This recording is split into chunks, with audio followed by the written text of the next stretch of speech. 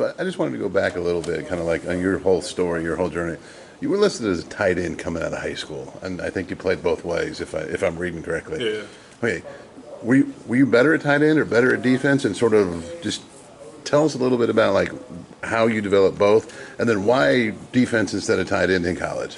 Well, the tight end is really just based off my freshman year from high school, and all 4 years I played kind of something different. Like my freshman year I played tight end, and then my sophomore year we kind of switched to where I was more of a wide receiver.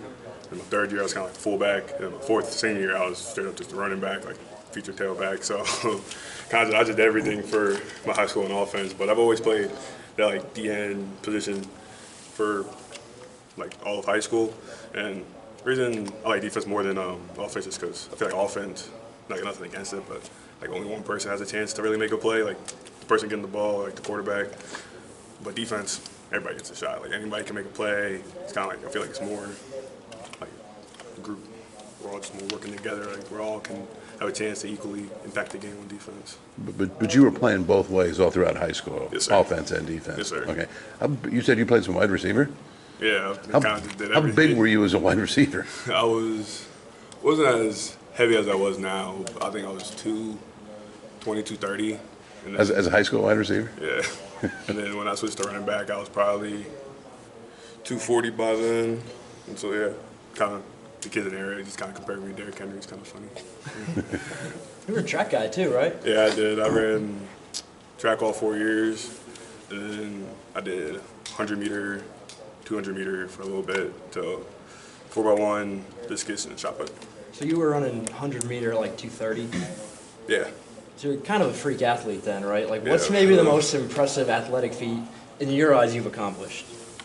I guess really kind of my junior and senior year of track, just because I would say I made states for throwing and sprints, which is I don't like when you're at a state track meet, like that's like I'm like the only person doing that. Like I'll have to throw a discus. They're like, okay, 100 meters, start warming up. I'm like, oh, I gotta leave. Like everybody else there, like look like offensive linemen, and I'm sitting there saying, oh, I gotta go leave to go run 100 meter, which everybody looks like wide receivers. So I feel like that's kind of just the most impressive, and then just be able to. I didn't win states. I was able to like hold my own. I got third my junior year and seventh my senior year. So I feel like Third and seventh in what events? Do you remember? this case I don't remember, but I know third in the 100 for my junior year and seventh in my senior year. How far down the road did you get with JMU? And I know you went to a camp and they really liked you. Did you get to know Kurt Signe then at the time at all, or was it just more just going to the camp? It was, yeah, just because where I'm from, Winchester, it's about an hour away from JMU. So, and I know they also recruited when I was a freshman. They recruited a senior wide receiver at my school at the time. So I know just there's always been some other connection with me and Shanahan and Signetti, and then I went for the camp, and then they were offering me then. It's kind of like later in the process, I would say, in my recruitment process. So I got to know Sig and all of them too. Yeah.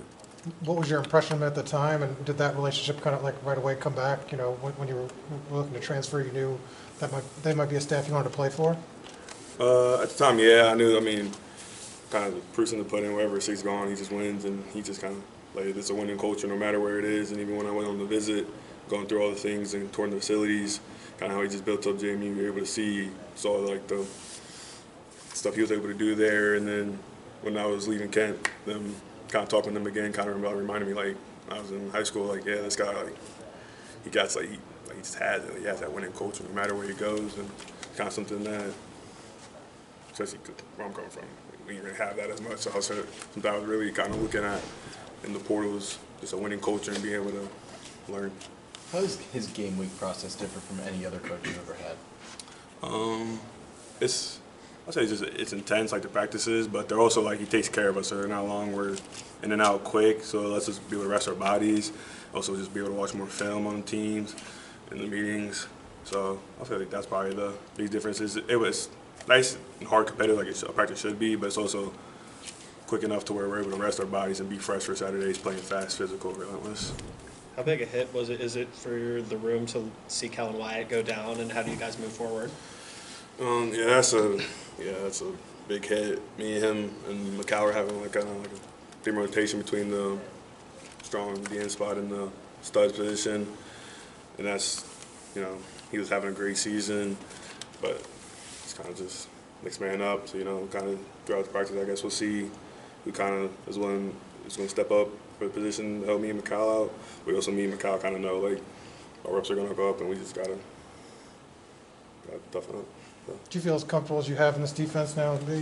Kurt talked about you learned the playbook. I mean, do you feel like now you're kind of hitting on all strides? Yeah, I definitely feel a lot more comfortable now. Kind of just be able to react faster and just kind of know what the expectations is of the defense. So just like the second we line up, I'm not thinking as much as like they call the play. I'm like, all right, I can straight get to offense lined up like this. Bam, I know what I can do. I know what I can and can't do. When I maybe take a shot when not to. So just allows me to play a lot faster and free. Do you like Brian Haynes' style? I mean, C.J. West talked about kind of the difference, kind of getting up the field.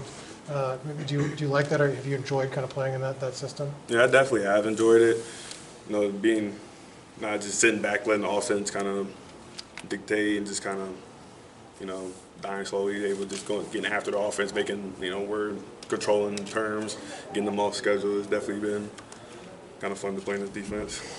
Thanks, Steven. Thank you.